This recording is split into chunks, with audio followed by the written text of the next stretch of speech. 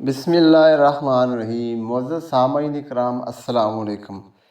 حضرت امیر خسرو رحمۃ اللہ علیہ مرید ہونے کے بعد دنیا سے بالکل ہی بے نیاز ہوتے جا رہے تھے اور مرشد کامل و اکمل کی عقیدت میں فنا تھے۔ روایت میں ہے کہ ایک حاجت مند سلطان المشائخ کی خدمت میں حاضر ہوا اور دست سوال دراز کیا۔ حضرت نے فرمایا کہ آج تو کچھ نہیں، کل بندوبست کیا جائے گا۔ دوسرے روز بھی کوئی بندوبست نہ ہو سکا۔ بالآخر سلطان المشائخ نے اپنے نالین مبارک اس حاجت مند کو دے دیے۔ وہ سائل نالین مبارک کو لے کر جا رہا تھا کہ دلی کے باہر حضرت امیر خسرو رحمۃ اللہ علیہ سے اس کی ملاقات ہو گئی۔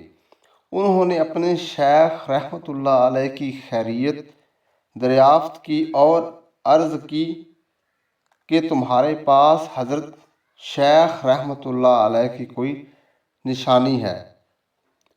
اس نے نالین مبارک دکھائے۔ آپ نے فرمایا کہ کیا انہیں فروخت کرنا چاہتا ہے؟ اس نے آمادگی کا اظہار کیا۔ آپ نے 5 لاکھ درم کے عوض انہیں خرید لیا۔ یہ 5 لاکھ درم سلطان محمد کے قصیدے کے صلے میں حضرت امیر خسرو رحمۃ اللہ علیہ کو ملے تھے۔ آپ نے وہ نالین مبارک مرشد حقانی کی خدمت میں پیش کیے۔ انہوں نے فرمایا، خسرو، تم نے بہت سستا سودا خریدا ہے۔ آپ رحمۃ اللہ علیہ نے عرض کیا کہ درویش نے صرف اتنی ہی قیمت طلب کی، ورنہ میں تو قیمت میں اپنا سارا مال تو کیا، شاید جان دینے سے بھی دریغ نہ کرتا۔ یہ مرشد حقانی سے واہیانہ عقیدت و محبت کا اظہار تھا۔ حضرت سلطان الاولیاء نے آپ کے لیے ہی فرمایا تھا، اگر حکم شرع مانے نہ ہوتا تو میں اپنے بعد وصیت کر دیتا کہ مجھے اور امیر خسرو کو ایک ہی قبر میں دفن کیا جائے۔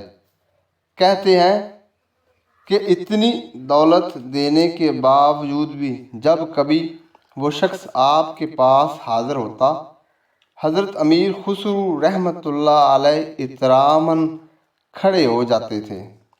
انہی ایام میں آپ رحمۃ اللہ علیہ کی والدہ ماجدہ کا انتقال ہو چکا تھا۔